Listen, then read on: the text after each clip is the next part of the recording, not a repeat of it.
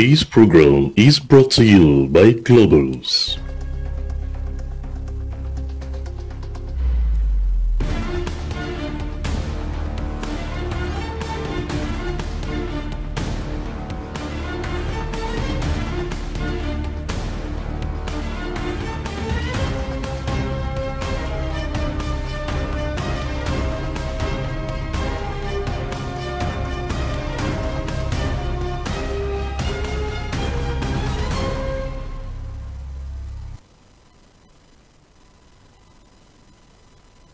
Defining moment ahead of the 2025 election in the East African nation of Tanzania, October 2025 marks a pivotal time for several African nations, including Tanzania, which is approaching its first post-John Magufuli elections on October 29, 2025.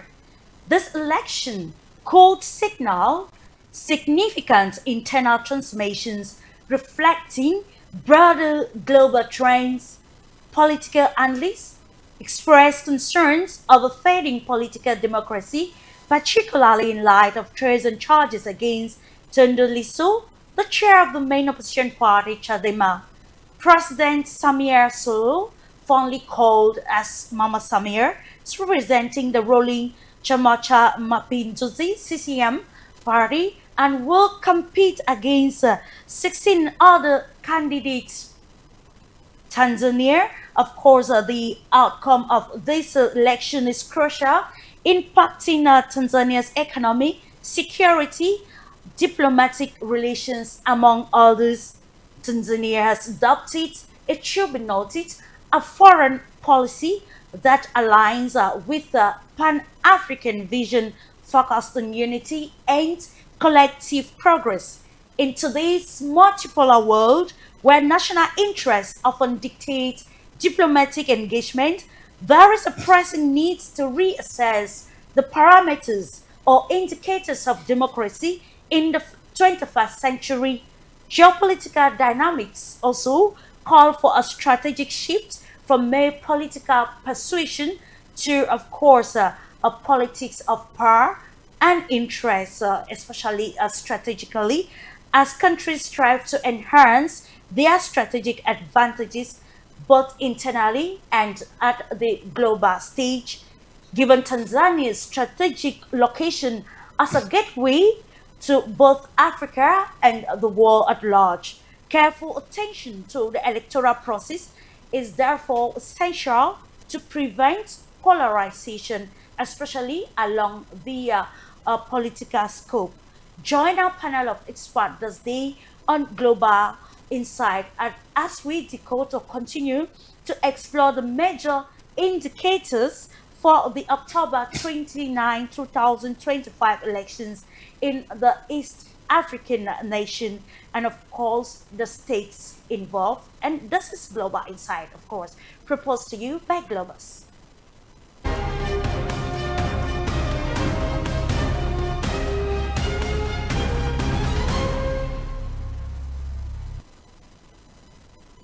Welcome back, ladies and gentlemen. And now we are going to uncover the panel that will examine the defining moments for Tanzania as the country heads to the poll on the 29th of October 2025. Like we highlighted, many other countries in Africa are actually exercising this or will be exercising this democratic right in the month of October. But our focus this day is on the East African nation of Tanzania. Here with me in the studio, I will acknowledge the presence of Dr. Michael Dimancho, who is a researcher and civil society representing the Republic of Cameroon. It's a pleasure having you on Global Insight this day, Dr. Dimancho. It's a pleasure to be here, Clarice, and to be able to converse with your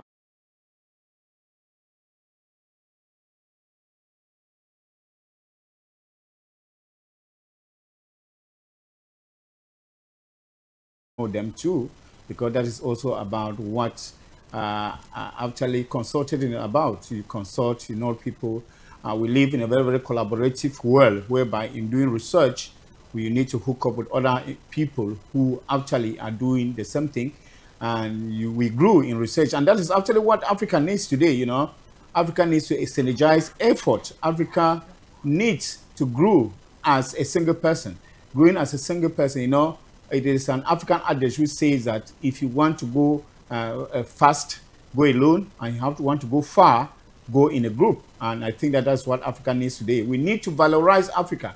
We have gone past that era whereby we spend our time criticizing, only looking at the negative things about African nations. I think that it is time now we'll be able to sing the song of Africa, to say that we have potentials, and that Africa is also that, you know, that fertile ground whereby we want to nurture and mature our own agriculture, nurture and mature our own expert scientists, nurture and mature our own health experts, nurture and mature our own humanism, as we will say. So I think it is important that we can start telling the story, and Global Insights, of course, is just doing the magic.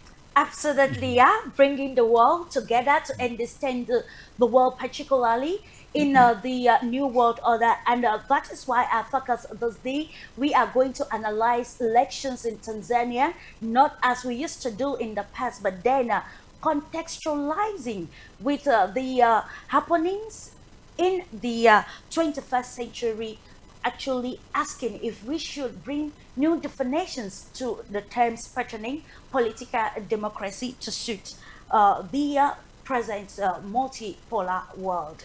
Let's now go to Tanzania and also appreciate the presence of Michael Andilili, PhD, Associate Professor, University of Dar es Salaam, Tanzania. Karibu, sir. Asante sana. Thanks for having me. And it's a pleasure for me to take part. It's a pleasure for us to also have you represent Tanzania, to give us the stakes on the ground as the country is gearing towards the DD October 29. I know it's it's campaign period, and very now candidates actually crisscrossing the various areas of the country, actually bringing explanation to their various manifestos and how they will practicalize a visa if voted after the elections date. Into the South African nation, we're being joined by Paseka Farumeli, PhD, UNISA academic and member for Pan-Africanism and Progress. Welcome to the program, Paseka. Thank you very much, Clarice. I'm looking forward to this engagement. It's an exciting one, and I can see that my fellow panelists and colleagues are very excited to have this engagement. So I myself am also looking forward to us engaging on this subject matter. Thank you very much. It is very imperative that we assemble as Africans to understand or to decode the realities of the African continent, looking at the political realities of Tanzania today. In the course of the program, we'll also be joined by Irina Shutova, who is researcher and IBAC expert on East Africa region. She'll be joining us from Russia, and we're going to go right away to the preliminary, getting a holistic analysis of the election atmosphere, or let me say the pre-election atmosphere in Tanzania with you, Professor Michael.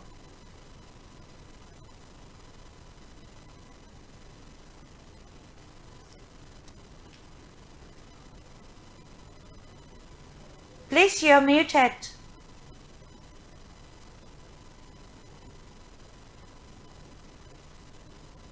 I think. Okay. Sorry. I just wanted to say that, of course, the atmosphere is ready for the elections, and as you already know, there are 17 candidates minus at least two of them potential candidates. So we are just listening to the manifestos and how they are canvassing, and waiting for the D-Day on October 29 to come and vote. But of course, the stakes are high because we have the ruling party, and then we also have 16 other parties, minus 2 who were unable for a lot of reasons to participate. And according to you, what is so different with this 2025 elections from the past elections? I think that was in 2020 in Tanzania. I think the biggest difference is that we have more parties participating in number, but the foremost rival party, which is Chadema, is unable to participate because it insisted on having reforms before elections. So I think that is what has changed, because in the previous 2 elections run up to this one, the foremost ruling party, opposition party participated. In this one, it won't be the case. So that is the change which is there. Thank you so much. I will be coming back to you subsequently as we continue to decode the stakes ahead of the October 29 presidential elections in Tanzania.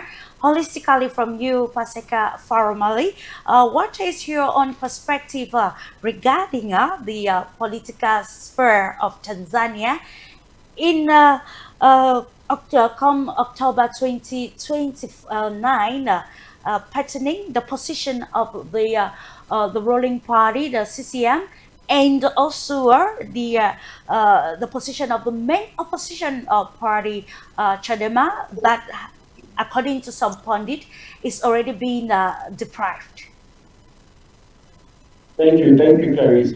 What I've come to learn is that we have a big problem as the continent of Africa, but it is not just us, it's just that it is magnified when we speak of Africa and the problems that we have in Africa. In that quite a few countries in the continent still continue to say that they have a free and democratic nation, but in practice, it seems that it is far removed from being fair and democratic. Why I say this is because 2 of the strongest parties that might be in the opposition in Tanzania have been strategically removed for whatever reasons that were presented. But that means that the ruling party does not then get an opportunity to actually see if the people on the ground, the masses on the ground, actually support their ideas and ideologies in their numbers. So it is quite worrying. And I do not think that it is something that we want replicated the continent over, but I think that it is a lesson, even before the election has actually taken place. But I think that there is possibilities that we might find ourselves in a position in which we are going to learn huge lessons. One of the things that is a bit frustrating is that whenever you have opposition parties that are as or close to as big as the actual leading party, then you have instability and conflict that might arise. But this is just me saying that we need to be very careful about what we have to anticipate, how it might look like, and what might happen afterwards. I hope that it did speak to your question, Clarice. Thank you. Is the preliminary question. We are going to enter detailedly to the complex questions to understand elections in the multipolar world, and then in a changing atmosphere. Now we are in a countdown to change in Tanzania, and with you, Dr. Dimansho. What, in your own opinion, probably are your thoughts on how the 2025 elections in Tanzania might affect the country at every level? I think elections, especially presidential elections, are very, very big moments for a country, every country in the world. And I think Tanzania is not going to be left behind in this. They are looking forward to having an elections, and everybody always wishes for a peaceful elections, especially for a country like Tanzania. Remember that their first multi-party elections was conducted in 1994. And of course, since then, they have been looking forward to having re-elections, re-democracy. And I think democracy has been green. And one of the things that I think about the legacy of Tanzania, which they would not want to let down, is the memory of Julius Nyerere. All of us know about that monument. That is a historical monument, not just for Tanzania, but for Africa as a whole. We understand how Julius Nyerere fought for democracy, for the rule of law in that Tanzania. And it's we are very, very nostalgic about that role. You remember Julius Nyerere has even been pinned as to be canonized as a saint in the Catholic Church in Africa. Yeah. This is a very, very important step. And I think that Tanzanians are aware of this, and they will not spoil that legacy that Julius Nyerere kept. A lot of people who talk in Africa today quote Julius Nyerere. And going down to Jakarta,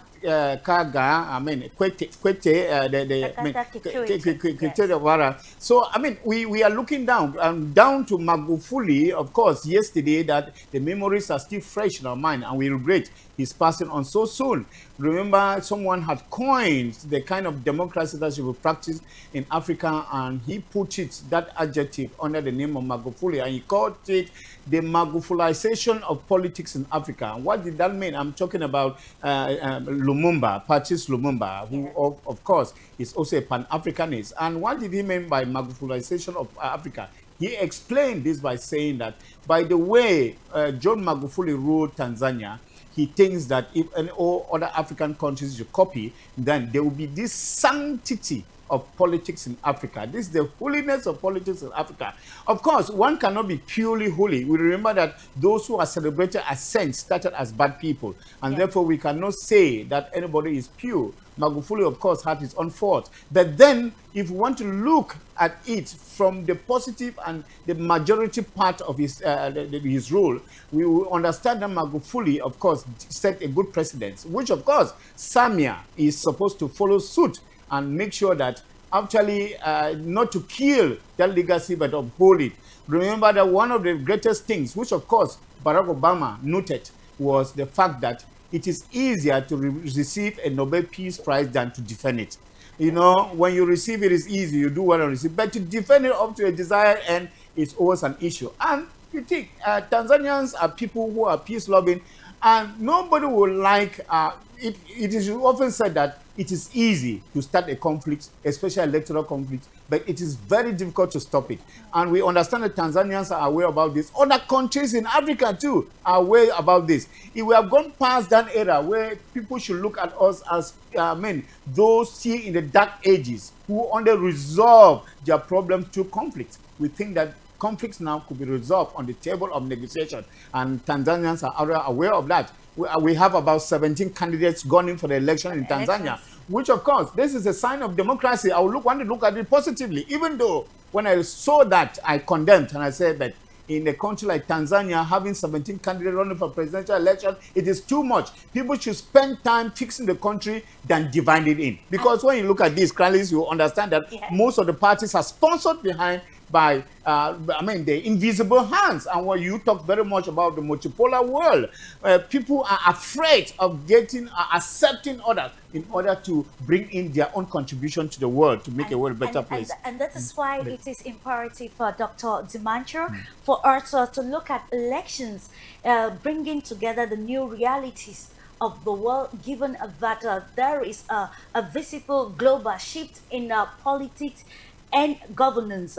I'll go back to Professor Michael in Tanzania, wanting now to highlight the position of the main opposition party, that is the Chadema, and the complexities following the candidacy.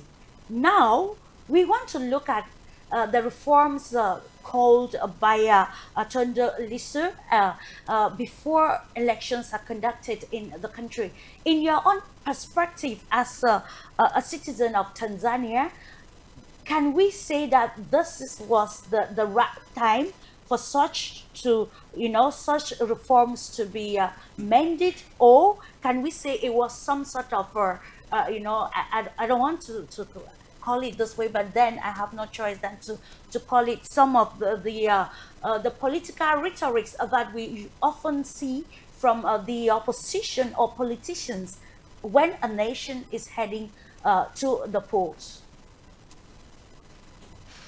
Maybe let me put it this way. One cannot argue with the fact that there is always room for reforming a system, particularly if you are in a nation where the ruling party from the grassroots is so dominant. And for so many years that it has enacted the laws, and it also governs the system. So the opposition is often suspicious that without reforms, which means they cannot win. And that's why they wanted reforms so as to make necessary changes to make it amenable and maybe friendly to the opposition as well. Because from their thinking, as we stand, the current setup favors the ruling opposition. From my side, I think maybe it was a question of timing, because the reforms were being called during an election year. Now, that it brings about a dilemma. Do you postpone the elections or do you go with the reforms? If you don't do the reforms, which means now that creates, we are in the situation that we are now. Personally, I would say reforms are important in any democracy, because if things does not work, then you have to make necessary changes. But again, when do you have to make those changes? I think sometimes the timing is the key factor. Now, if we go back to the present time, because the elections will proceed, because we are talking about the ruling party and 16 other parties. So what we can say now is that those reforms can come at a time, and they need not be a destabilizing factor. That is from my perspective. We know one of the cherished values of Tanzania is peace and stability. That should not be tampered with. The elections will go ahead, but there has to be a time when you have to continue. After all, reforms are part of the bigger picture and an ongoing process. That is my take on the issue. Which is quite imperative, and it leads us to the next question. I think it's going to be somehow a follow-up with you, Pasika formally, but because when you were talking in your introductory statement, you made mention about the fact that there is need for countries to respect democracy. But then I will want us, I will appreciate if you contextualize democracy, given that you're very versed with the present geopolitical contestation across the globe, and we mentioned in our preamble that Tanzania is the gateway not just for Africa but the global world. Now, with all the stakes here, and underlining again by Professor Michael that the peace and stability are some of the tenets of precepts very dear to Tanzanians. How do you think we can now redefine the concept of democracy to, patterning the definition of political persuasion and politics of power and interest? I beg your pardon. Thank you, Clarice. Within that context, I think democracy, which I don't think we've actually seen a fully fledged democracy until this day, whether from the continent or whether from the West itself, who preach democracy. But the idea of democracy is one where everyone has a voice, and the majority in that context are able to elect someone that they agree with, and thus that means that everyone has a voice in repetition. So what the logic is, it's primarily to make sure that you find yourself in a position where those who want to contest for positions are able to stand for them without anyone trying to stop them or without anything happening to them. As we've seen with a number of countries that we've worked with, overseas, specifically in the east, towards the east, where ideas and ideologies of others do not necessarily agree with the ideas and ideologies that the leaders would like to push, and those people easily get dismissed or they get erased in those specific situations. So going back to your question, the ideal definition of a democracy is a state in which everyone is free to be able to elect those who they want to elect. So with using that definition in its most simplistic form, we look at the context of Tanzania and what is happening here. And I believe Prof did speak to, it's so unfortunate that reform had to be presented in the same time period as the elections have to happen. Because what happens is that you now have two somewhat slightly different situations, but that require the same people to actually participate in. And now what that means is that if you want to dismiss people, then you are given the perfect opportunity to say these are people who do not want to reform. We need to always think about that idea of reform, changing things that are the status quo, moving towards a specific target as a union. But when we look at this specific context, that means that if you are able to remove others in the time period where we are looking at reform, and that is a specific period where we have what we regard as a democratic election, then we have a big problem. You know, we have a big problem because when we speak of the idea of a democratic election, a democratic state, we are looking at the ultimate form of freedom for me. But in this specific context, it becomes very difficult for me to make the argument. If anything, it looks very measured. It looks very measured in that the actual parties that you genuinely believe stand a chance to contest the leading party, the main party, the CCM. Those parties are the parties that, for some reason or for one reason or another, are the parties that are being eliminated. That is very problematic. I'm not sure because I do not know the context. I mean, as a person who lives there, I know things in theory from reading about Tanzania, but it is something that I think would make everyone a bit uneasy.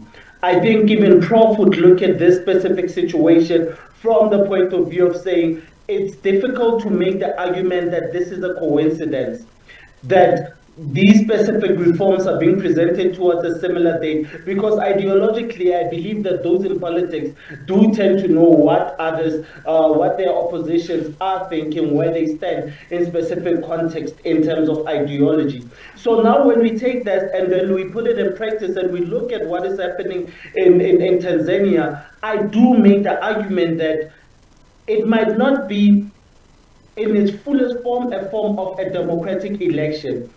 And I do believe that the CCM will have a landslide win, especially if nothing happens between now and the elections. Because the actual genuine competition that I believe they have is non-existent at this point. And I do believe that it was strategically and systematically annihilated or removed from the coming elections. I hope that I did make sense when I said this, Clarice. Thank you.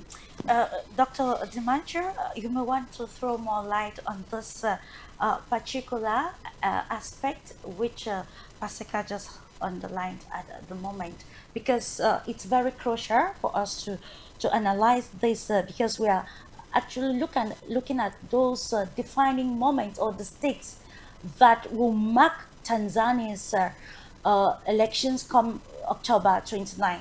When you follow news on other media outlets, you discover that the major debate is just on the fact that the main challenger is actually some sort of in a crossword, as they cannot contest already this election. Do you think that's where the bone of contention for Tanzania should be at this particular moment, that we are talking of a country that has recorded enormous economic growth under the leadership of Mama Samia, as fondly called in Tanzania, after taking over in 2021 from John Magufuli, who actually passed?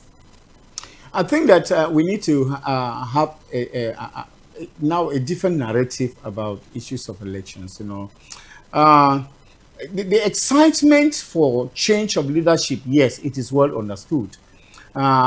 Democracy, yes, it is well understood. But of course, let Africans be able to come to terms about what kind of democracy actually is and where is it even practiced. Because when you even look at democracy the way it was formulated in Greece, even the Greeks themselves do not more even follow that same line of democratic rules as the philosophers actually postulated, which is actually, the yardstick for democracy in the world.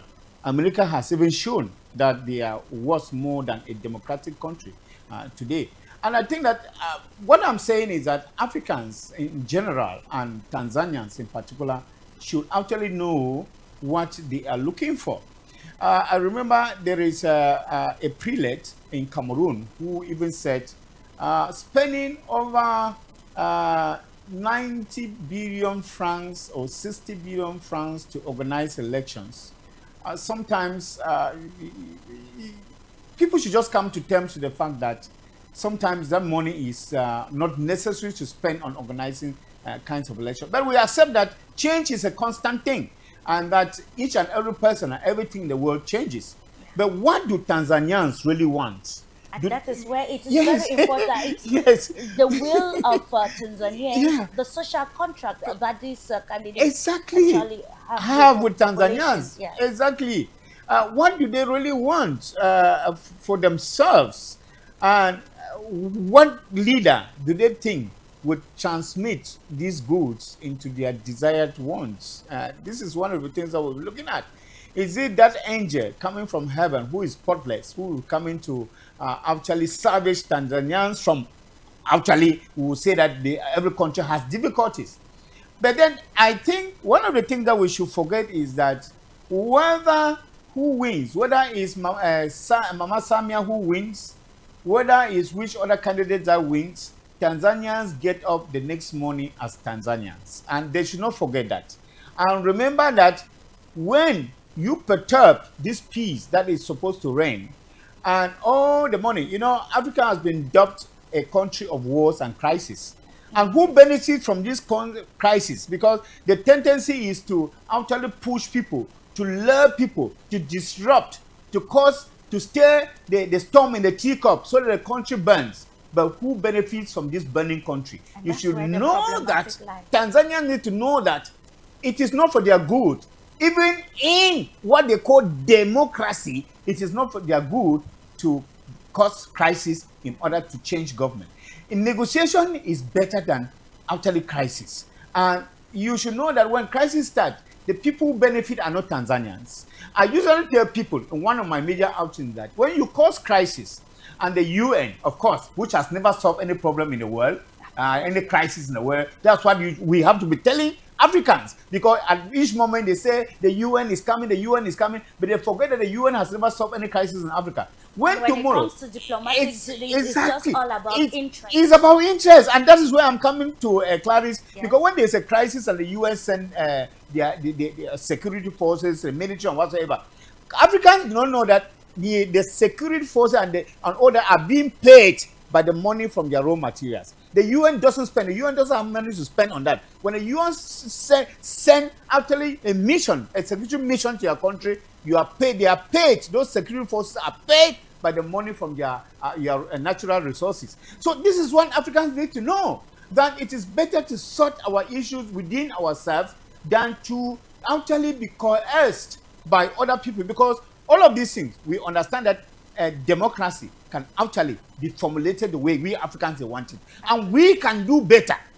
Because let me tell you, Clarice, the other day we were in Congo, and one of the things that people talked about Congo, if you do not go to on the ground, you will not understand that actually most of those things that people say is just to cause chaos about certain countries. And that you will find that the people outside the outside world, the international organization, what the image they have is the image of interest that they have about the country. It's not even an image of love to see the country in a democratic way. And there is this hypothesis that when you hear the international community condemn a leader very vehemently and seriously and constantly they know that that leader is doing something for their people. If you go online to read about Tanzania today, you'll be baffled by what you see. But what I know is that that lady Samia Suluhu is at least doing her best. She took up from Magufuli, and I'm sure that quite there are a lot of things that she needs to put in place for the country to take up, and she has been doing in terms of agriculture, in terms of education, in terms of other areas, which we have to appreciate. But the point is, they are there. But the tendency we have is that we always want to look at the bleak picture of the country, because African hardly appreciate their own. They keep on appreciating that democracy and rule of law, good governance is only across the continent. But it is here. Our own people show us. But because we do not believe in our own, just like the Bibika will say that we know you and we know where you come from, we know your parents, and nothing good can come from you.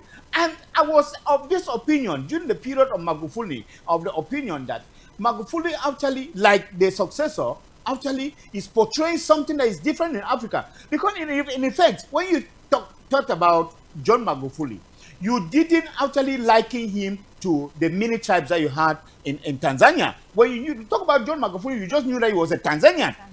Unlike the narrative where people have, when you call, for example, Paul Biya of Cameroon, they will tell that he is of the Buli tribe of here, and that he is from the center of Cameroon. And what is that? That is already disintegrating the country. And therefore, a leader, once you become a leader, you become a microcosm of your people. You become that single whole that represents the people of a mighty whole. And therefore, Clarice, usually I talk too much. Yes. Absolutely not talking too much, but actually talking constructively, Dr. Dimancho, just to highlight about the peculiarity of Tanzania, which many people have actually applauded, that Zanzibar is also a semi-autonomous state in Tanzania with a president. And I would love that Professor Michael actually throws more light on this. Now that we have set the preamble, we have contextualized our discourse to look at the political scope of Tanzania in a different perspective.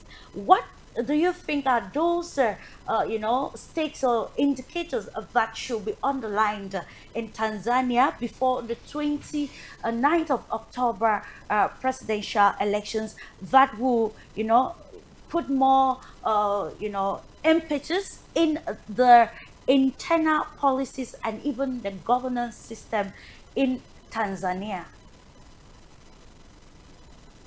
I think when we are talking about what has been done, a lot has been done up to this point. And I don't think what can happen between now and the 29th can change that much. Because we are talking about a ruling party that has been there since independence, that has been spearheading development from the time of Ujamaa, that is an African brand of socialism that Tanzania pursued. And then it also oversaw the country through the crisis of the 1980s until the Bretton Woods institutions came with their own medicine and stuff like that, forcing the country to liberalize so many things, including politics, the economics, and also the media.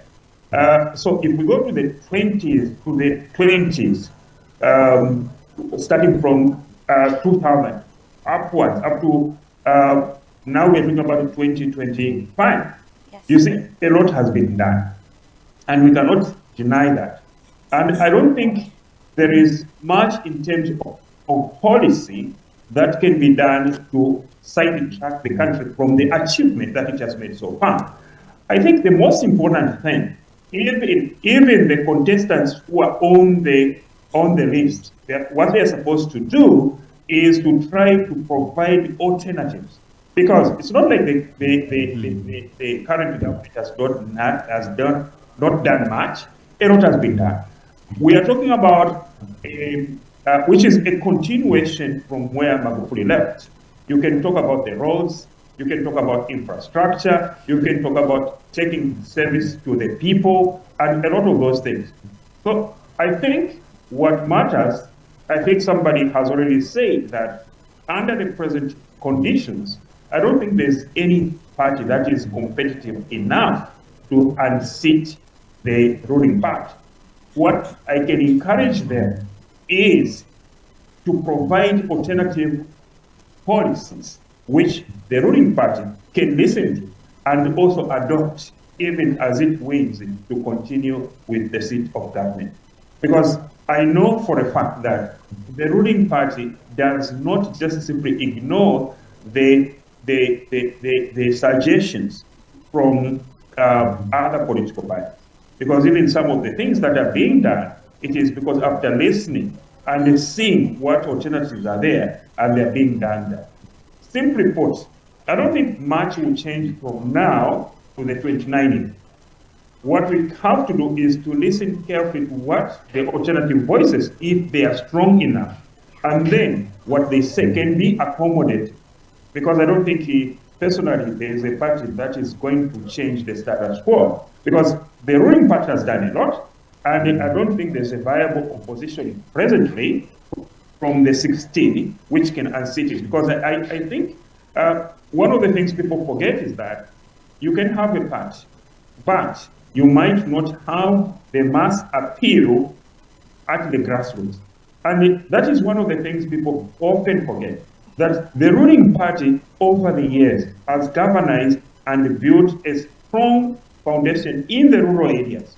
You can, in the urban centers, sometimes you can find it, there are strongholds for political positions.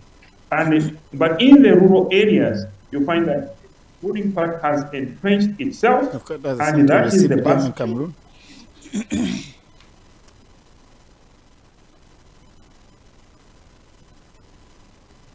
Yes, please, you can proceed. Yes, let me stay with you. You said something very pertinent, and I would love that you throw more light on it.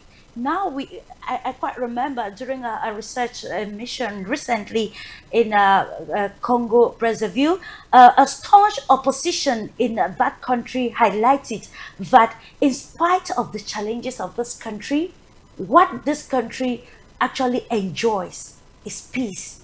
And I think that peace is very important for foreign direct investment. It is important for a whole lot of developments happening across. But now when you go across to see, like I already highlighted, you discover that the information regarding Tanzania, you see a report about Mama Samia being becoming repressive, and secondly, debates are focused on the fact that opposition has been, sidelined and questioning the plurality of political parties in the East African nation.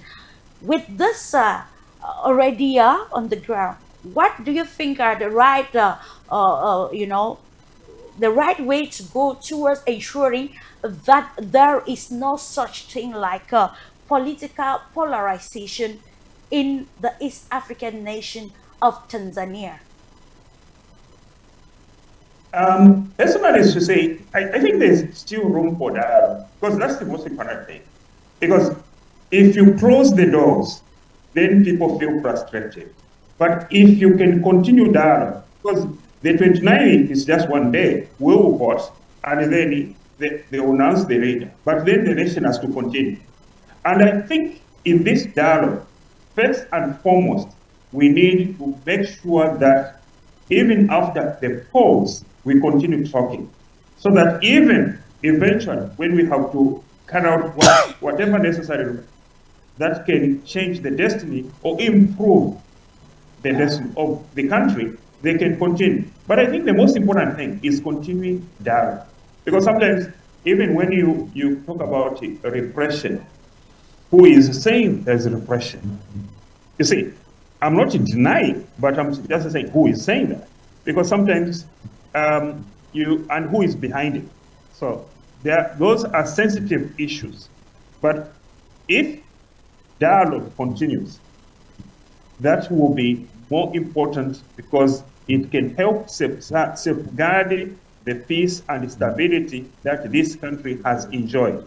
Because when you exclude people and you close the doors, which means there will be no dialogue, that leads to frustration. So I think the most important thing is to try to explore how even those who have been shut out of the elections presently can talk and air their views. And then eventually they can reach a decision regarding how they can go forward by addressing those concerns and bringing about necessary change. But when you talk about now and the 29th, I think there's very little time. I think we just have to make sure that we have a peaceful elections.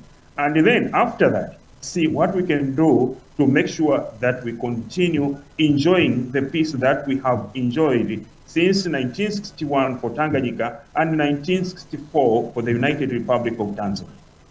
Which is very imperative, and to note that the UPDP's candidate in the person of Twalibu Katiki has actually underlined that shifting his campaign strategy to just focus on the manifesto rather than pointing the weaknesses of other contenders or challenges. I think this is already something that it's quite commendable for the politicians across Tanzania, and it shows some sort of political maturity. Can we attain that level, Paseka Farumali, to note that candidates like different from what is happening in other countries, focusing on the manifestos and analyzing ways to bring forth these new changes to the political sphere of Tanzania instead of criticizing rivals? Yes, that should be the way forward. I think it's the most logical way forward. Why I argue that is because there's this thing that I always emphasize or I call out, and I call it the Americanization of South African politics. And now in this context, I would call it the Americanization of African politics, where you have where we have our politicians who are arguing against their opposition, instead of presenting their solutions and suggestions on how to take their different countries forward. And that is where the problem is, because at the end of the day, if you focus on your manifesto and what you've been wanting to do, then you can actually be able to have a blueprint for the future, not actually be aiming to destroy fellow Africans and to make them look like they are the problem of the country's reality. That is something that is very key. So I think that is actually a great way to go forward, and I hope that it will be implemented fully. But also I will continue to critique the fact that this seems very intentional to try and dismiss those who might dismantle the governing power that has been there since independence. So I think that is something that we cannot just push to the side. In all honesty, I do follow some of the ideas that the current president has, how they believe that the government can move forward, and specifically the country, and the position that she has taken. But I also do need to emphasize that if you have great ideas, the people will vote for you. You do not need to find yourself in a position in which the people who are against you have to be dismissed in a strategic way. That I think is very important, and it is very key, because when you are a great leader, you do not need to panic and rethink or think about what is going to happen to me moving forward. Are my opposition going to contest everything and anything that I do or say? So that is very key. But I do emphasize the fact that from an observational point of view, I do like some of these ideas, and I do support the idea of pushing a manifesto, of pushing a specific manifesto and ideas, instead of pushing against those who oppose you and your ideas. Thank you, Clarice. I will stay with you, Paseka Faramali. Let's try to see how do you think, because now a race and charge for treason has actually attracted some sort of criticisms across Tanzania, and it has been largely interpreted as a way for the ruling party to sideline the main opposition challenger. So now I quite remember this was during the the presidency of Jakaya Kikwete, and according to some sources, he used a lot of diplomacy with the opposition in the country, or some sort of subtle diplomacy. Let's try to understand with you some of those ways or parameters which you think that President Samir or any other politician who holds a baton of command in the country can maneuver to ensure that there are no, misinterpretations towards decisions pertaining the opposition candidates, because now we know treason is actually something that seems very heavy as per the definition of the states. It is going to be very difficult, Clarice. It is borderline impossible, because that means that we'd have to be very ignorant if we are going to say that there is no coalition between, or correspondence between the upcoming elections and Tundu being charged with treason. We would be very ignorant if we say that these two things do not have a rapport with one another. They do not have any relationship. So I think that before the election, I don't know what other possibilities, but I believe Prof did point out that it is less likely for this to happen. But I think, in all honesty, for us to have a situation in which people are going to say this is a free and fair election, we will need to find ourselves in a position where the current president is able to say, I will nullify and I will dismiss the current charges against these particular people.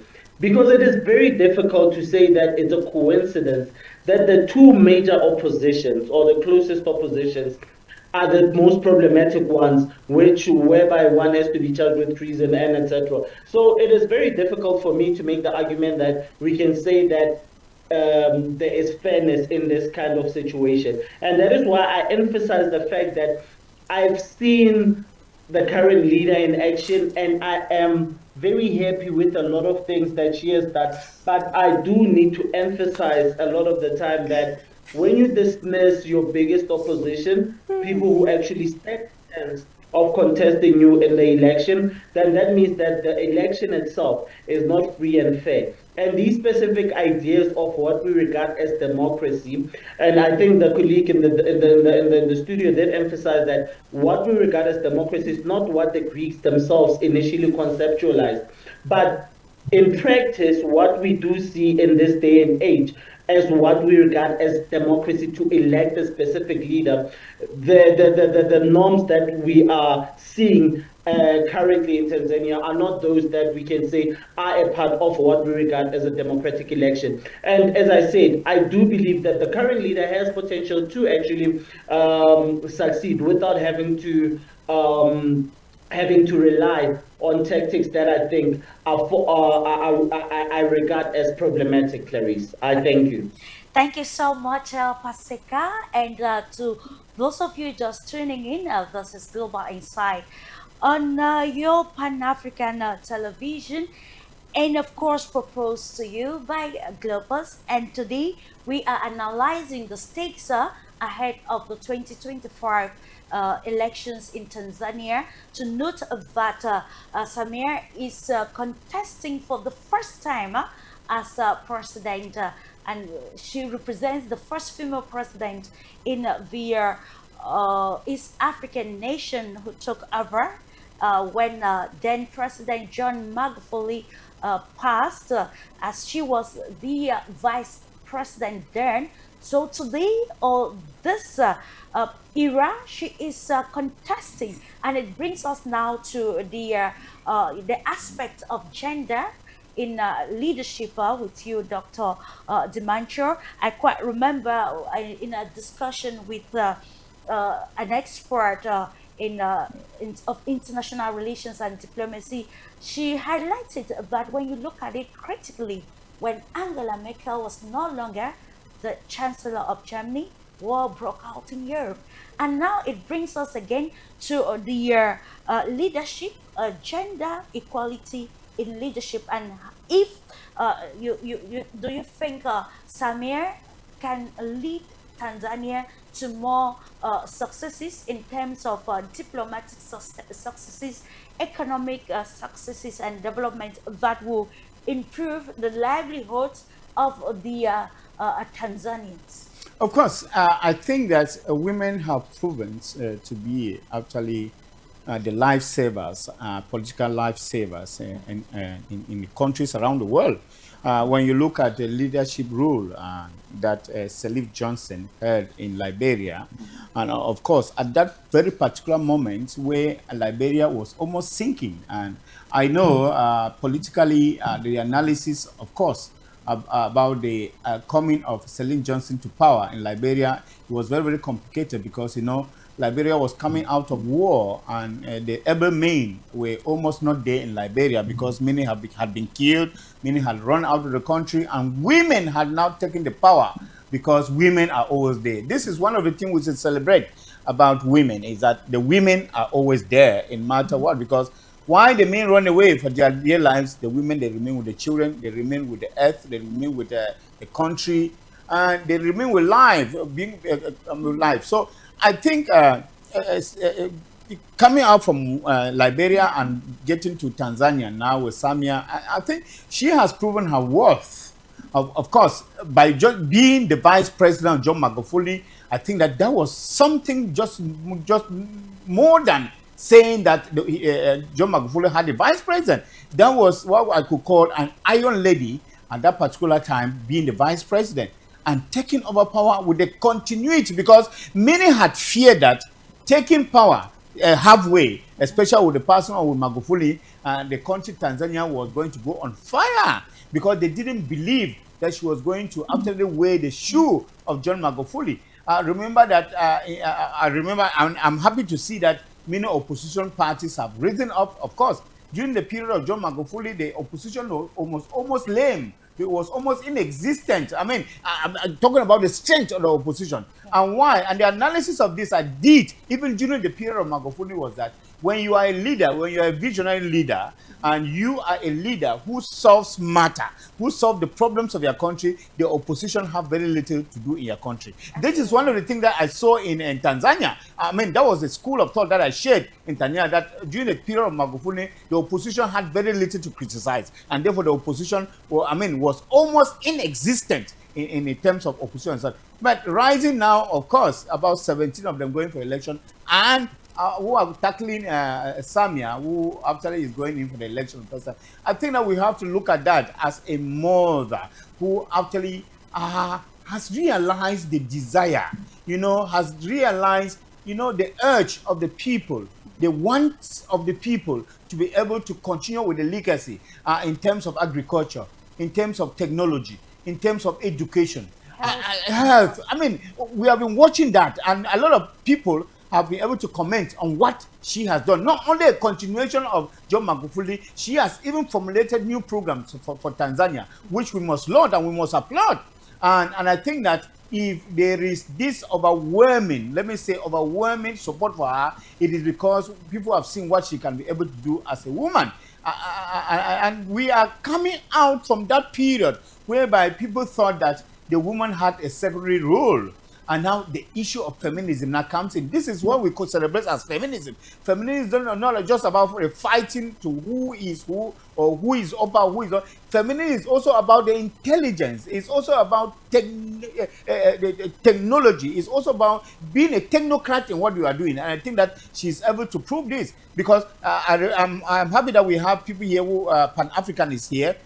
One of the papers I wrote was on black consciousness. Yes. And one of the aspects of black consciousness is feminism, When we talk about negritude, when we talk about Pan-Africanism, when we talk about black consciousness, as was celebrated in South Africa, I'm happy that we have a panelist from South Africa with yes. Steve Biko. Of course, I'm longing to come to South Africa to leave the legacy of Steve Biko in South Africa. And I'm happy that recently I hear a court case that the children brought up about his death. And I hope that they should be able to pay a reparation to the family. I think when we talk about black consciousness, it is also about feminism, because the rising of women at that particular moment where they thought that women were supposed to have the secondary role, is now women are proving that they too can be worth something. And we are seeing it with Samia. And I know, of course, I'm not a prophet. Of course, from the trends, from the studies that we are seeing, she is having quite some support that is cropping up for her in Tanzania. And we should give a woman a chance. It is not just inspiring the women in Tanzania, it is inspiring the women all of Africa. And I see that many other women are rising up now and getting into politics. Absolutely, very imperative, because while talking, it was during an interview.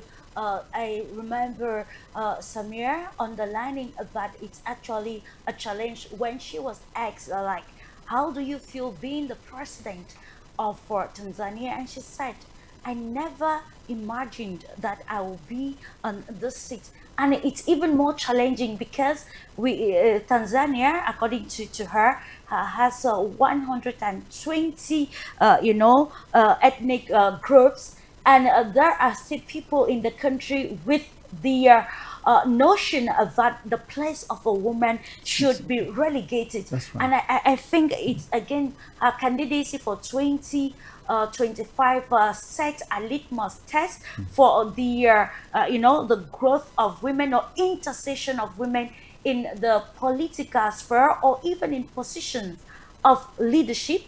And it brings us to this question: the place of the youth, particularly as the nation braces for these historic or decisive elections. With you, Professor Michael, what is the perception of youth in Tanzania as the campaign atmosphere is going on? Can we say that there was an increase in the number of young people expressing the desire to cast their ballots, be it for the first time or second time? I think it's very subjective because we don't have the figures. But what we can say is that if you look at, for example, the ruling party CCM, they have a large base of youth, and they also the opposition party, which is unfortunately is not going to take place. They also have a large body of youth. Now, what we need to consider here is that what do the parties have in the manifesto to offer to the youth?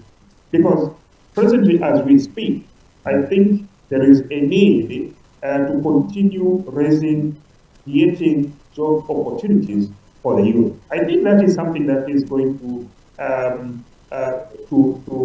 bring them and to encourage them to continue participating in the elections.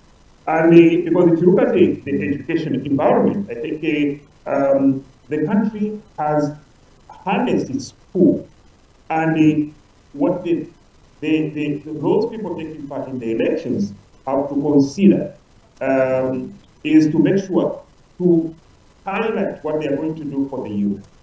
I think the ruling party is trying to do that, and some opposition parties are trying to do that.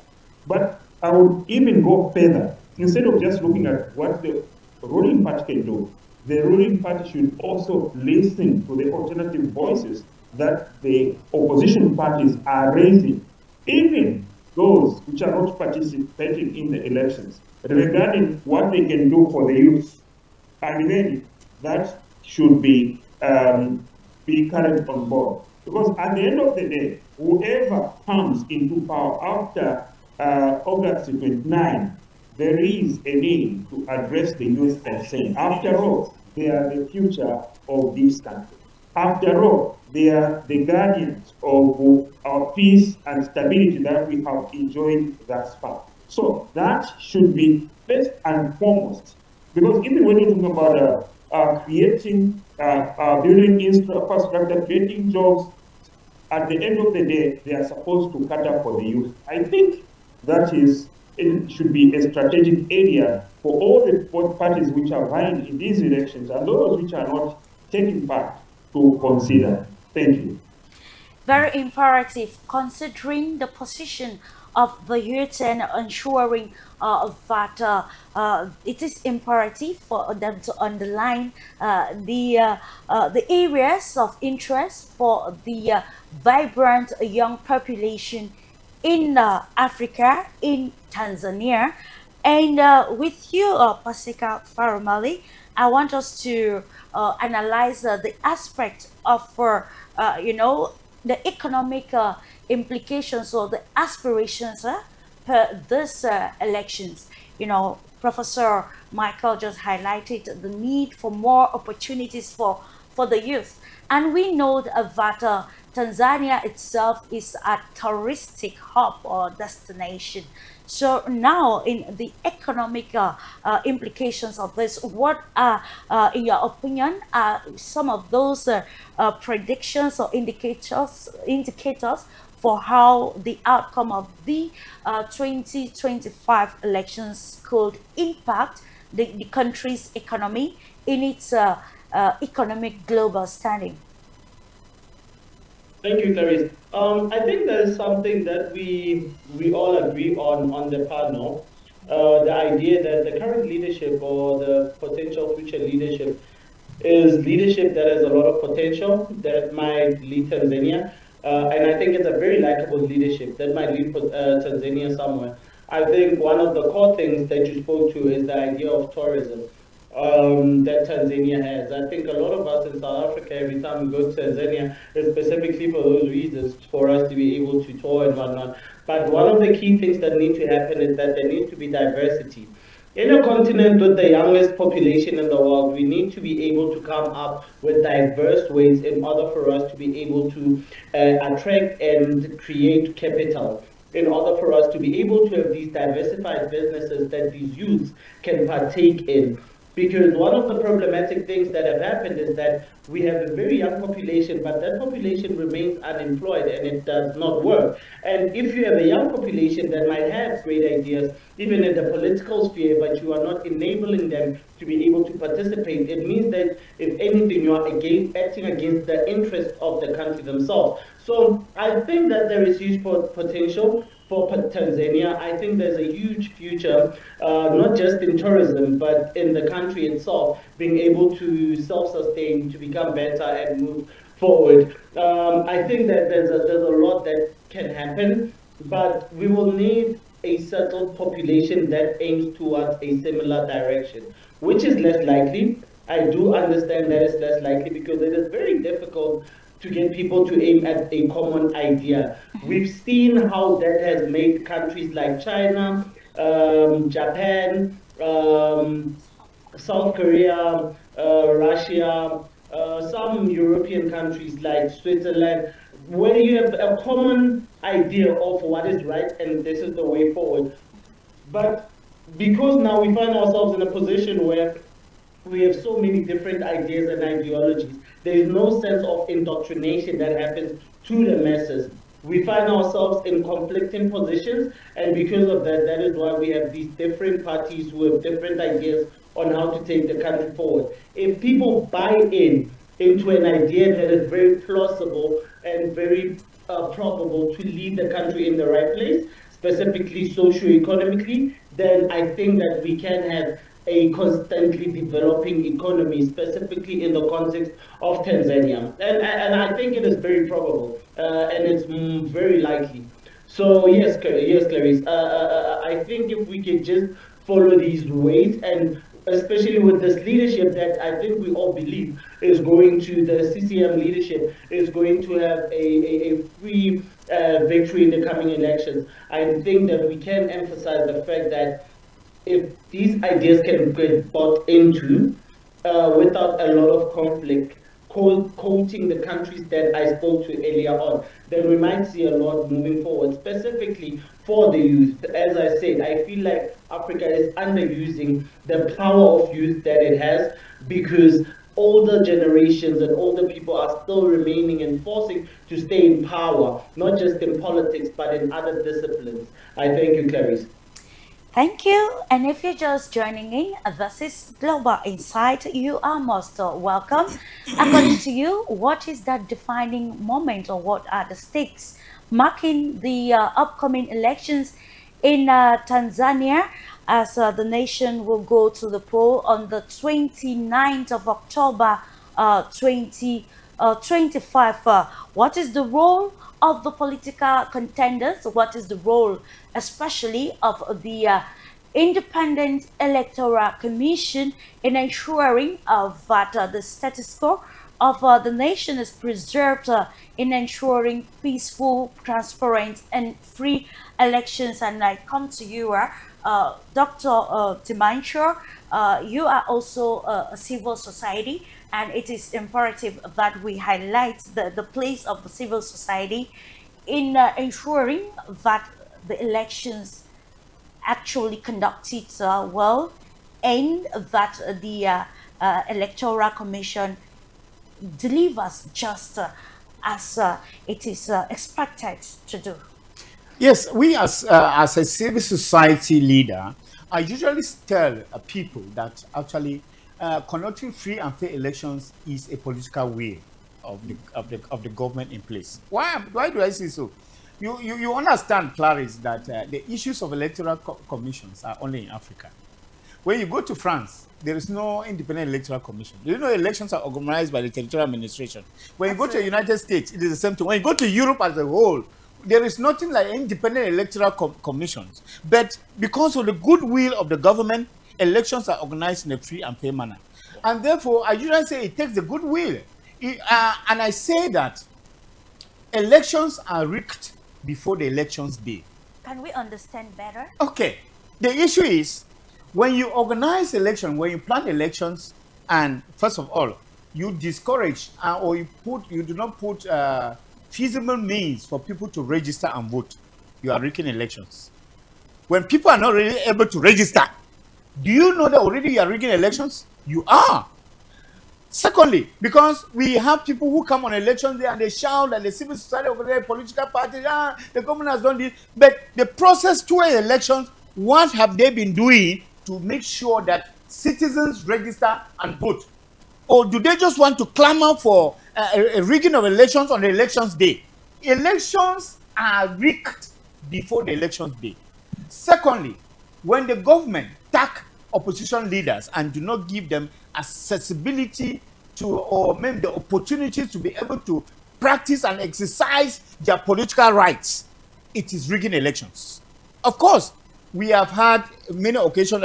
Of course, we can also talk about the issue of Tanzania, where you have the main opposition leader, Tondo, of course, who is getting into, well, I want to actually get to know exactly for what purpose he is actually being arbitrarily arrested. I want to say arbitrarily because there are a lot of been condemnation about the arrest. So you see, if this is confirmed to be that the government has tracked and is tagging Mr. Tondo, who will say that the government is rigging elections. Because when you disqualify unjustly opposition parties, you are rigging an elections. But treason is something that is punishable by law. By law, of course, it is. It means that actually there is something that he did that actually should, call for this kind of punishment.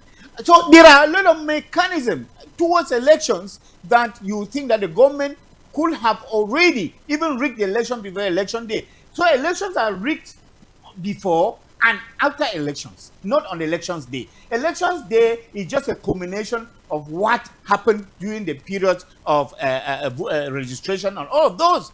And therefore, everybody seems to be implicated in the matter of the process towards the election day. The civil society, the religious leaders, the political leaders, I mean, the government itself, everybody is supposed to be implicated, even when it comes to the documents that you must possess to register for elections. If those documents are actually not being established for the citizens, it means that there is a way of rigging. That's another way of rigging elections. And we have had that in many other countries, where people cry foul and say they register or they have this identity card and they're not able to have, so they are not ready to register. And some people even cry foul to say that there is this actually plan of putting some people out of a registrar process by not delivering or establishing a national identity card so that they can register. So there are a lot of mechanisms into this. And the role of the civil society in every country is very, very fundamental, because a civil society activist is a whistleblower. And that is why in every country, we have always advocated that there should be civil society activists. But it's just that the role of the civil society has been misunderstood by so many people. A civil society is supposed to be somebody, an activist is supposed to be somebody who is not partisan. He is, as I call it, is a whistleblower. Whether it is from the left or from the right and is something wrong, you blow the whistle. Actually, a neutral body. A neutral body. That is the rule of the civil society. But we have realized that in most countries in the world, the civil society leverage their leadership role for political or economic gains. And now they get implicated or they get too partisan in what is happening in the country. And that is why when they start tracking them down because of their role, they start complaining and saying that the government is autocratic, the government is dictatorship, and there are arbitrary arrests and all of that. Meanwhile, they have put themselves into it. Secondly, Clarice, much of the evil and of external intervention that we have in most countries is being brought by civil society activists because they go into alliance with foreigners. And what happened? The foreigners come in through them. You have civil society activists who only have their offices in their suitcases. They do not have offices, and they are working with external bodies to destabilize their country of origin because of political. It is imperative to check information. Exactly, it's very, very important. And therefore, when the government starts checking the information, now they say that there is censorship, there is cracking down on civil society, there's cracking down. You remember that the government, the president of a republic, in the first place in every country, one of the first rules of the president of a republic is to ensure the territorial integrity of the country. Absolutely. This is the first person, this is the first political or the first general of the country, is to ensure the territorial integrity of the country. And therefore, when he sees that the borders are porous, he has to close them. When he sees that the political activism is not helping the country and that they are letting in, actually, the external forces to destabilize the country, it is a rule of the president of the republic to be able to crack down on it.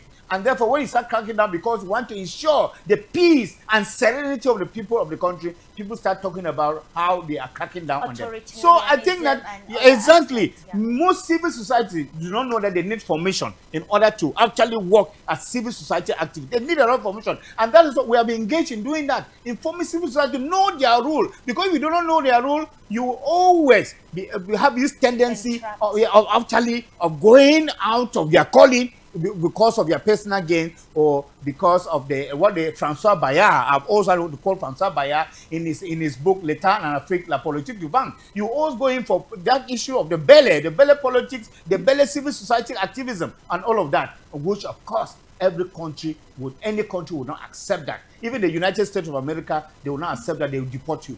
Absolutely, and I think it is imperative, like I always say, ladies and gentlemen, that this platform comes to widen the horizons for people to be able to have constructive analysis to the problems happening, not ignoring some of the deliberate acts which we can see if there are proof or tangible proof to it, and that is the role of the journalist. To inform constructively and not to incite a population against its government, because understanding that there is need to protect the security of the state and its integrity at every level, it will push us to know how to navigate or call government's action if they're actually derailing. And we want to contextualize this aspect of the civil society with you, Professor Michael. What is the situation of the civil society in Tanzania, and what are they alluding per the atmosphere, the elections atmosphere, and particularly to the position of the main opposition challenger who is not contesting these decisive polls? When you talk about the civic society in Tanzania, it is multi-layered. For example, when you look at the women, they have their own organizations. When you look at the youth, they have their own organizations. And then some of which are affiliated to the party, for example, the ruling CN, and also Chadema, they have their youth wing, which are very strong. But there are also other members of the civic society, in Tanzania, the Catholic Church is very strong. And oftentimes, from time to time, the statements, which are not always, um, sometimes they criticize the government, but they issue them. And also, there are also other organizations. I think that's why sometimes they come into trouble with the law. Other religious bodies besides the Catholic Church, and also you also have journalist association led by the Media Council of Tanzania, which also speak to try to make sure that the journalists operate and abide by the law, and also they act with responsibility. So when you talk about the civic society, just the political parties is just one thing. They are multi-layered, and there are many either religious, non-religious, but they are there. And that's why when the political parties, they are selling their manifestos, they need to reach out to these groups, because they know that if they try to cheat them, then they expose them. And so we can safely say that there are many groups operating in Tanzania which can be dubbed the civic society. Thank you. And looking at this, it brings us now to the diplomatic standing of the country. And with you, Paseka Faramali, when we in our preamble today, we highlighted the fact that in 2025, Tanzania had a shift in its foreign policy, where President Samir underlined that it is imperative to define a foreign policy that aligns with the dictates of Pan-Africanism. And I think to a greater extent, it aligns with the new, the wind of change that is blowing across the African continent, contextualizing policies to be able to benefit from the the philosophies or ideologies of globalization, or even international cooperation. And now we want to look at Tanzania standing at the international level with its other neighbors. What can you allude as per the decision of Tanzania to define a new foreign policy that highly aligns with the dictates of Pan-Africanism? Thank you, Clarice.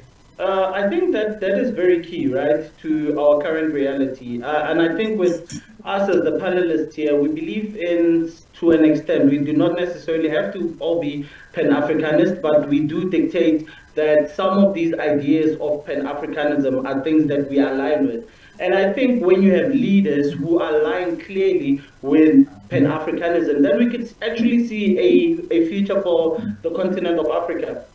One of the frustrating things that we've had to deal with as Pan-Africanist scholars, decolonial scholars, and things of that nature, is these nationalistic leaders that are not willing to align to something that could be seen as a Pan-African continent. And I do understand that development is such a difficult thing in the continent, because the levels of development are not the same throughout the continent. However, ideas of Pan-Africanism are the only solution, I think, we have as a continent for us to see liberation and for us to move forward. And when you have leaders who genuinely seem to be believing in these ideas, I think you are now moving towards an idea, or towards a direction of us seeing the continent liberated. I do understand that a lot of leaders are struggling with this idea of losing power or giving away power. And that is why they'd rather align themselves to ideas and ideologies of nationalism. But that does not liberate the people of that specific country, nor does it liberate the people of this continent. So in my hope, what I'm hoping to see is not just lip service, not just ideas being shared, but something that is in practice.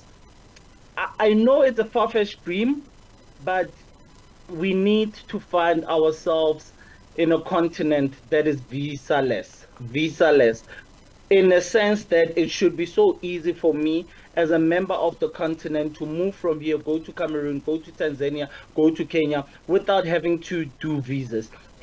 This does not mean that we have a borderless continent, because I've seen that people have started to problematize the ideas and ideologies of a borderless continent.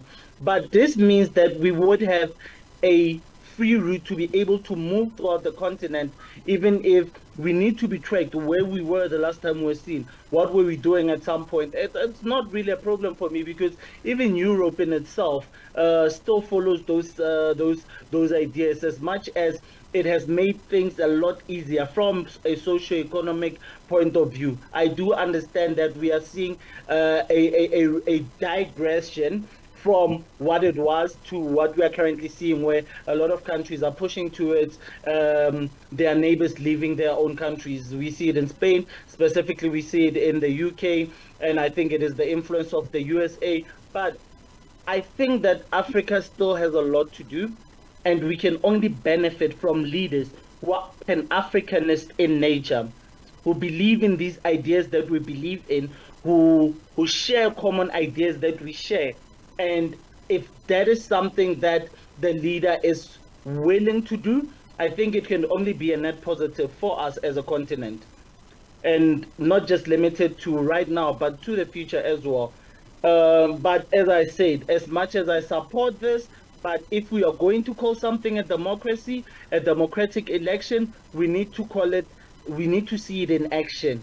And we need to problematize when we start seeing problematic symptoms. If you are going to call it a democracy, you need to practice. But if it is not, if you're a good leader and we think you're a good leader and you're not going to have a democracy, then we will still support you. But do not try to sell us an idea of a democratic election when there is circumstance that has led to some people who might contest you being regarded as terrorists, you know. So it is a bit problematic. I thank you, Clarice. Paseka formally, but contextualizing it will help us to better understand the stakes on the ground, and which is quite imperative in this discourse of today, discussing ways on how to see that in spite the uncertainties or the challenges facing the political atmosphere of Tanzania, as campaigns continue to run across the country ahead of the October 29 elections, to ensure that there are no plans or instances of political polarization that can bring the country into ruins, and that is what we are actually trying to avert in these discussions. And with you, Dr. Dimancho, want to dwell more still on the aspect of the foreign policy of Pan-Africanism. We recall that Julius Nyerere actually advocated for this Pan-African ideology, preaching unity. And we see Samir in her presidency highlighting or redefining a foreign policy that embraces this Pan-Africanism. And we know that Tanzania stands as a trade route across the East African region, even across the African continent, and both to the global world at large. So how is this foreign policy surely, if implemented still practically, how can it bolster regional trade within the East African community, and also under the historic continental free trade area? Clarice, most recently, in the 20th century, we started talking about globalization. Yes. And one of the things, the ideas of globalization, of course, was that countries should come to a world stage, to an arena, and collaborate. And coming to collaborate means that you are coming with something to the world market, to this central arena to collaborate. That is globalization. You give and you take. And one of the questions that I often ask Africans is, what are they bringing to the world market? Because if you do not have anything to compete with in the world market, you will continue to be what they call a reservoir. And there is no way in which you can grow if you only receive. You can only grow from, most importantly, from what you produce. You can only grow from what actually you consume. And when you produce, especially things that you do not consume, you cannot grow. So you realize most Africans have misplaced priorities in their growth and in their production. We talked about Pan-Africanism, and of course, and you even made mention of multipolar world. A multipolar world is also in the light of Pan-African, a world of global market, a world of collaboration, a world of cooperation, whereby the world, the decisions in the world is not just taken from a single country called a powerful country, for example, America. And in that case, now we're talking about unipolar world. We are talking about a world where each and every country will be able to give a decision according to what it offers to the world. And it is very, very important. Remember, there is also a narrative I'm coming out with, which I call the economic identity of Africa. Absolutely. And it is gaining a lot of grounds. It's a concept that I'm bringing up, whereby I ask myself, Pan-Africanist for so long, starting from W.E. Du Bois, going down to the negritude activists, Seda Senghor, Seda,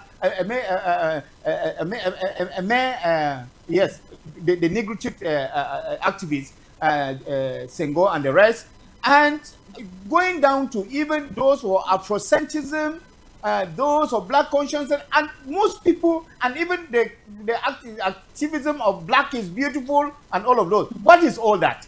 And I question it and I say, we keep on celebrating the cultural identity. We keep on talking about how black is beautiful. And so what?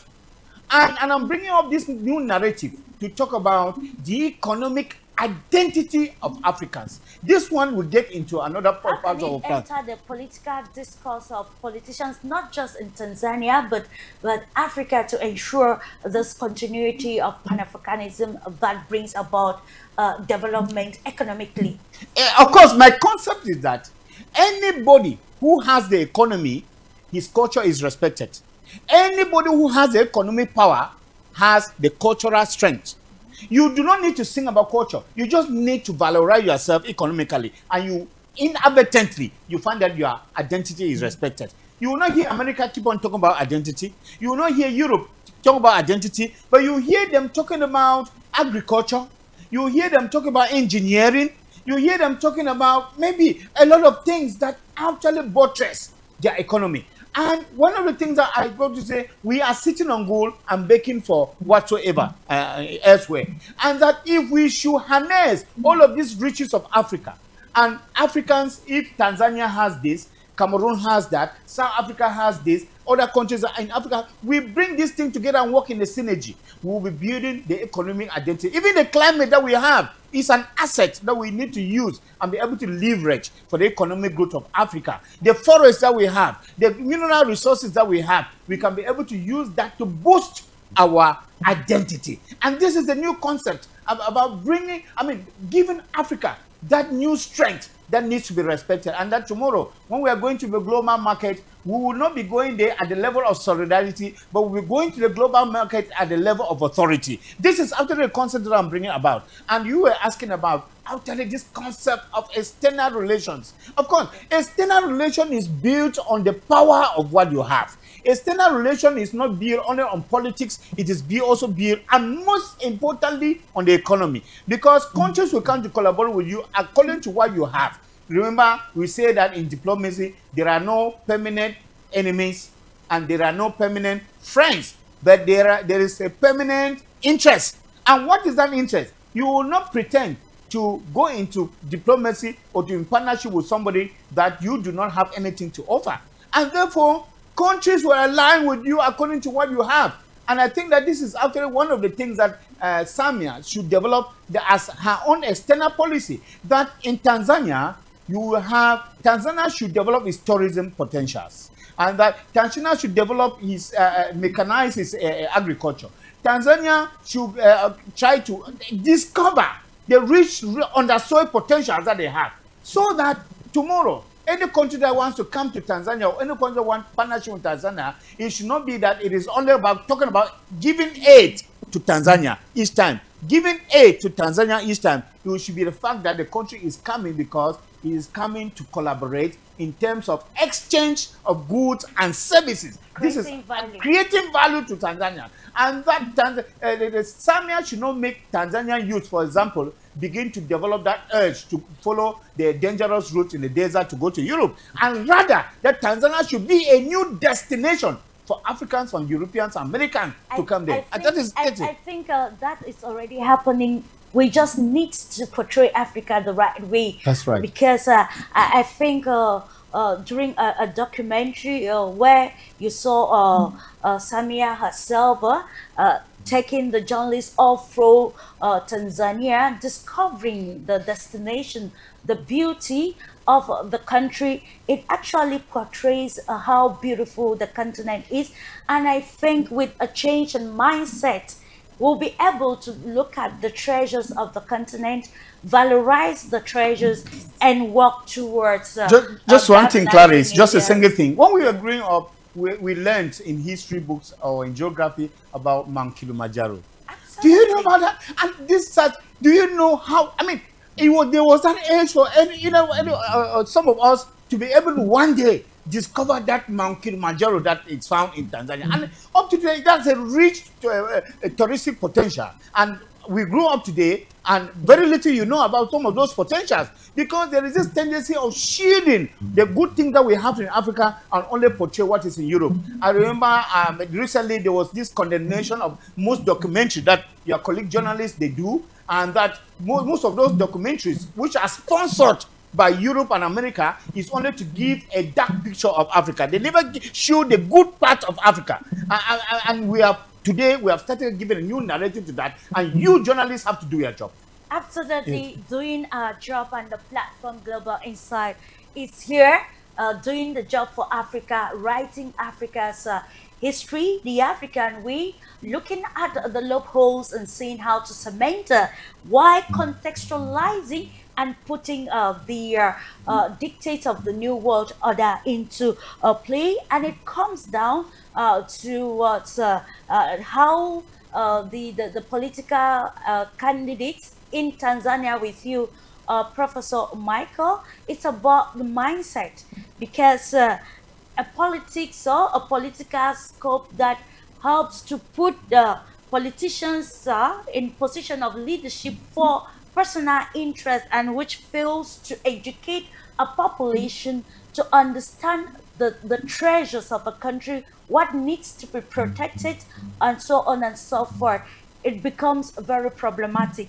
So this is another challenge for candidates contesting the presidency of Tanzania come October 29. What is your perspective as per this aspect of helping to educate not just the population, not just with manifestos that will talk about, economic development, but ensuring that it brings about a reawakening or maybe a new mindset that will set the people towards the right trajectory that will protect the integrity of the country? I think by and large, a lot has changed, because even when we were talking about Mount Kilimanjaro some time back, people used to think it was in the neighboring country when it is in Tanzania. Yeah. Now people know, and a lot has been done to popularize a lot of these tourist attractions, not only for the international market but also domestically, because a lot of Tanzanians are increasingly going to these places. But what I can say, one of the answers, because if we go back to the 1990s, we used to have what they used to call the stowaway problem in Tanzania, when youth used to believe that going to Europe is their passport to heaven. But now that has since changed, particularly after the changes that were made in the late 1990s and from 2000 upwards. But there's also a lot that has been done, because besides agriculture, whether we like it or not, Tanzania was for a long time known as an agricultural country.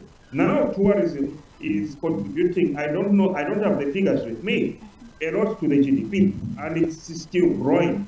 And a lot, I have my friends who are doing research in trying to see how they can harness tourism in a comprehensive and also eco-friendly manner to make sure that the country reaps dividends from that. And also, while doing that, make sure that the local population, particularly the youth, benefit from that. So there's a lot that is going on in there. And when we also talk about the mineral sector, we realize that Tanzania now is no longer just an agricultural country, but is also emerging as a giant in the mining sector. And those are some of the policies that need to be solved, not only to the country, but also to other countries. And also, we also put into context within Pan-Africanism, when we are united, we are strong. When we look at individual African countries, we see that their markets are very, very small.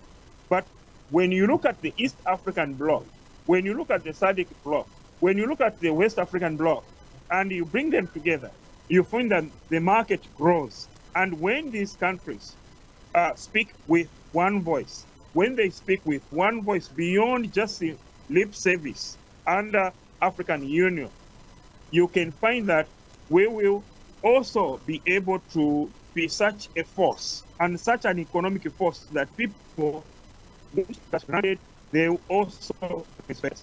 And I think because Tanzania has been Pan-African, because if you look at its role in the frontline states, if you look at its role in the East African region, if you look at its role in trying to make sure that the country collaborates with others, you find that you cannot question its standing in the international or Pan-African spirit.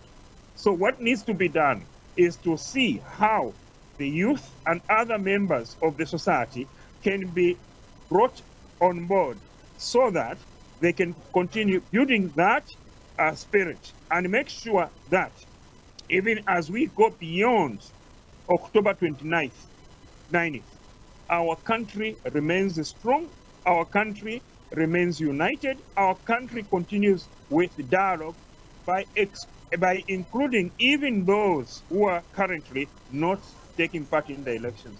Because if we continue dialogue, we continue building, and we continue working on the Pan-African spirit, what that has created an identity that has made many nations in the neighboring countries feel Tanzania is a safe haven. Then we'll continue building that spirit. I think it's important to keep that in mind. It's not like we're not doing anything. We are doing a lot to try to build that reality within the emerging opportunities in the Pan-Africanism. Thank you. Absolutely, yeah. It can all be seen in the road network linking Tanzania to other countries across Africa. Not to mention about forget about the port that is also ensuring not just continental trade but global trade. And of course, now it brings us, we are almost culminating, and that is why during elections period and even the era of campaigning, it is always imperative to try to bring people into understanding so that we do not derail from what is imperative at this juncture. And that is why in our introduction, Pasika Faramali, this question is directed to you. We talked about moving from politics of persuasion to politics of power or interest strategically. Now, how can we, with the precepts of Pan-Africanism and the fact that Tanzania is already a very peaceful country, we could hear Professor Michael highlighting Avata That is one thing that they enjoy in the country.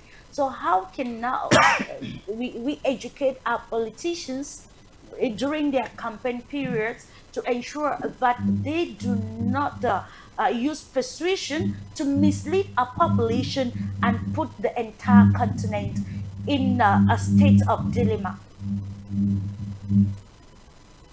Thank you, Clarice.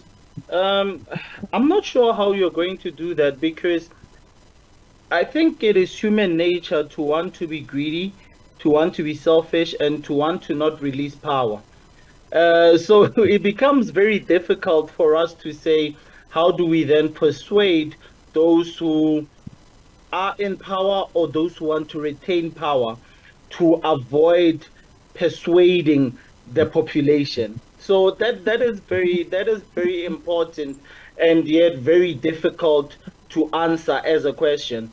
I would like to argue that Tanzania, being a relatively free and not so combative country with internal issues, I think that I would like to argue that we just need to sustain the status quo.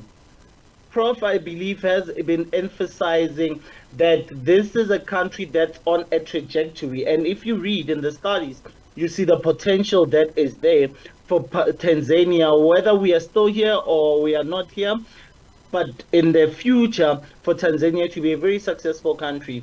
But there are things that are enabling in an environment, and that is specifically things that we spoke to at the start of this engagement. Or I always use the example of the United States, because we would like to make the mistake that these are African problems and only limited to the context of Africa. But we look at what happened in the United States. It doesn't matter how they try to juggle it, how they try to politicize it, and how they try to lie. But the United States was almost in the space of a civil war and a coup. We were on the edge of something like that happening in January 6th. We've seen what just happened in Moldova. This is a European country.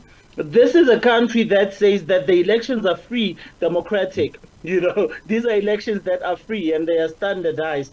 But we know, we can clearly see the signs that there's a lot of interferences that are happening in there. So the reason why I'm pointing out the American example, the North American example specifically, and the South African example, and the European example, is to say that elections are a very complex thing. But you want countries that have successfully and consistently been able to perform them very well, and with leadership that seems as though it has a huge backing and support to continue doing the same thing, and to support to continue doing the same thing, and to continuously support those who are around, you know, that leadership, or those who contest that leadership, not necessarily to contest it, but for the elections to be free and fair at the end of the day. So at the end of the day, Clarice, I think I did not necessarily speak to your question, because I think it's a very difficult question because of human nature and how humans function. But I do think that it is essential for us to keep in mind that in order for us to continue what we have, because the continent has had enough bloodshed, the continent has had a lot of problems, and we know a lot of them have been influenced from the outside. We do not need anything like that ever again moving forward. We have so much potential, but because of the greed of men, it becomes very difficult to speak specifically to the issue of control. So yeah, I'll just leave it at that, Clarice. Thank you very much. Very disturbing reports patterning Tanzania on the net, and it is internet. I beg your pardon. It is imperative to try to understand from our own perspectives, and want to give put the stakes into context. We are rounding off for a concluding statement from you, Professor Michael, as we round off with this program that focuses on the event leading up to the October 29 elections in the East African nation of Tanzania. What is that message that you continue to send out to the eligible candidates as they continue to crisscross the nations win candidates for the elections? I think that the message is that they have to be open with their manifesto. They have to be open with the people that they address. They have to be open with the electorate so that their manifesto are clear and convince the people that they are voting for the right candidate. Without doing that, which means they will be shortchanging the electorate. But we are at a point where using various media, whether now, of course, it's the most effective way, radio, which reaches the entire country, they need to use that to communicate their message so that people, the electorate, the young, the youth, the women, and also children can vote while well informed about their policies and what they need to do. And I think that is very important. Then, as a way forward, there is also a need to continue with the dialogue. And I think the solution is supposed to be within us, without external interference. Because once external interference comes in, then it ruins everything because it becomes divisive. But we want to cherish and we want to continue and remain united. That's the most important thing, and that is the message that must be sent home to everyone. Thank you. Okay, remain united. I'll come back to you, Pasaka Faramali, for your concluding statement, particularly on the aspect of protecting the national integrity or security or interest ahead of the elections. That is essential. That is essential, Clarice. As I said, relatively peaceful countries that have not really suffered from external manipulation, whether it's European, American from the West, or from within the continent, they need to be supported as much as humanly possible. And that is very important because these are countries that can lead by example. And I think that's why we have had a lot of chatter around the country of Senegal because for many years it was recognized as one of the most peaceful countries with a lot of potential in the continent. But we knew that there was some external manipulation that was happening if the West is recognizing them as such. But countries such as Tanzania, I do believe that these are countries that have the potential to lead the continent. You have leaders who have shown themselves as possible lights of the continent. We are speaking to leaders who will actually follow the ideologies of Pan-Africanism to its core. And as I always maintain, whenever we are having these discussions and these discourses, that is not going to be easy, but it is something that is doable. It's not easy to do, it is not easy to envision, but it is very doable. It's just a matter of initiative and willingness and wanting for things of that nature to actually be seen, to come true. And I think that is why I always make sure to balance this point of our potential with these ideas of greed that come from nationalism, nationalistic or centering yourself within your nation, not outside, specifically in the continent. I think that is something that is very key that we need to speak to because we have so many leaders in the continent. When the population says they have these Pan-Africanist ideas and ideologies that they'd like to follow, these leaders cannot allow them to follow those because it would mean that their power and control would be compromised. I do hope that this is not something that we will see a repeat of in Tanzania. It is essential for us to make sure that the country of Tanzania does not move backwards but move forward, because the more successful countries we have with actual leaders who have potential or who show potential that they can take the country somewhere, the more we are closer to this dream and vision that we have of a Pan-African continent. And I do know that it's far-fetched. It is a distance from now. It is a distance away. But I think with leaders that we are currently seeing on the rise, specifically in cases of the Sahel, we might actually see ourselves moving somewhere that we envision that we should eventually end at. I thank you. I thank you, Clarice, and I thank my panel. Thank you so much, Paseka Farumali. And we crown it all with you, Dr. Michael Demantur. It is imperative when we talk elections, we also talk communication and information, and that is the role of the media. And with your concluding statement, how do you think, because the media at this moment has to play that role of a watchdog to ensure that there is no infiltration and that there is no disinformation around areas or during times like this. We remember a case of Cameroon where we had fake observers presenting a very negative atmosphere of the presidential elections in Cameroon. A situation happened in Russia as well, in the Donbass, and I was part of the a mission in the Donbass, and they cited where I actually observed elections. You saw disturbing reports of people being forced to vote at gunpoint, and then you see how this infiltration is actually brought, it covers a whole lot of areas, and the media is one of those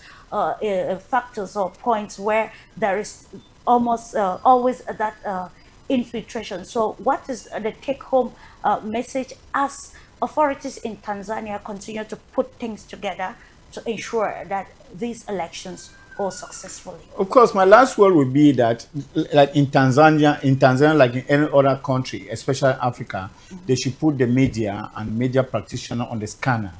Let me tell you, most of all of these things that infiltrate the country, they infiltrate with the complicity of the media and the media practitioners. Because most of these organizations that get in, they are credibilized by the media. They are authenticated by the media. The stories are written by the media. Because when you look at all of, it all, to actually, their indelible marks are left by the media. And it is the media that tell the story. And what I ask the media practitioners to do is, especially now in Tanzania, is to be patriotic.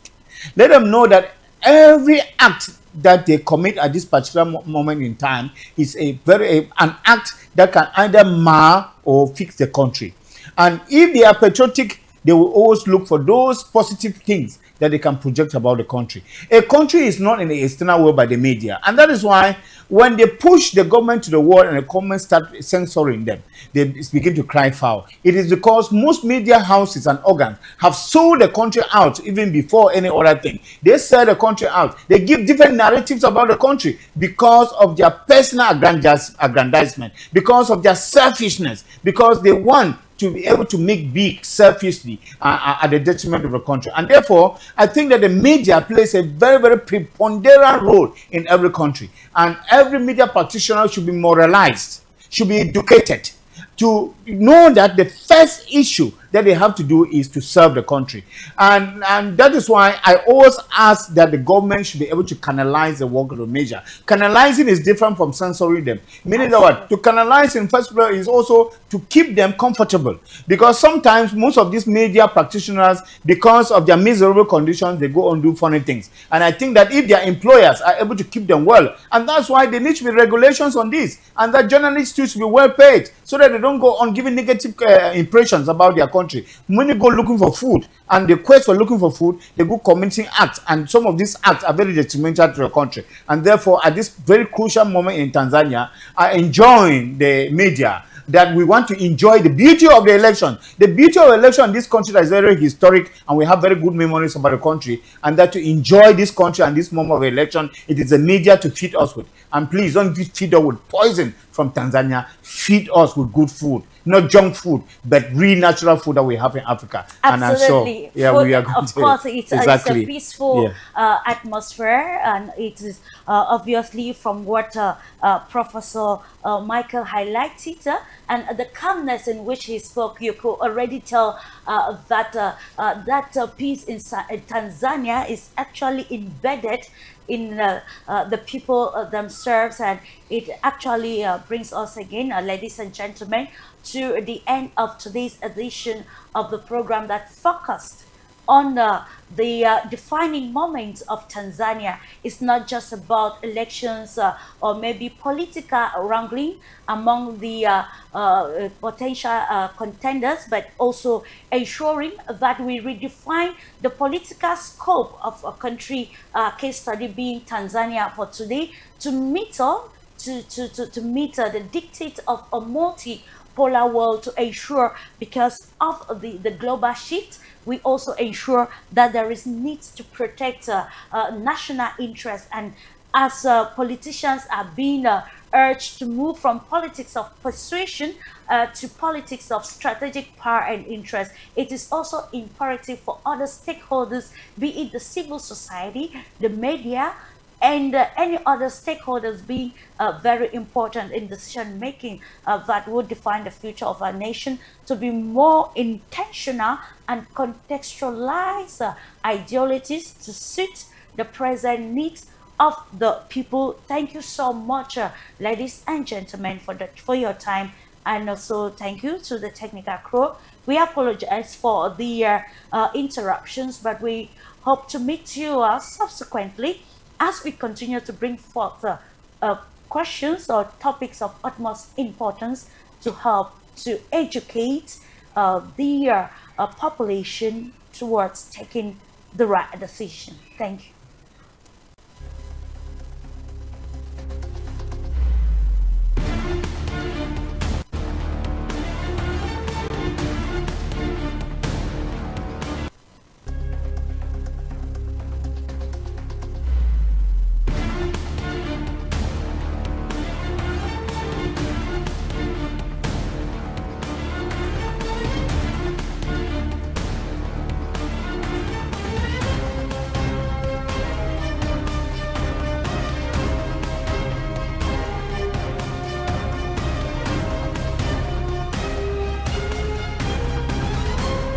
This program was brought to you by Globals.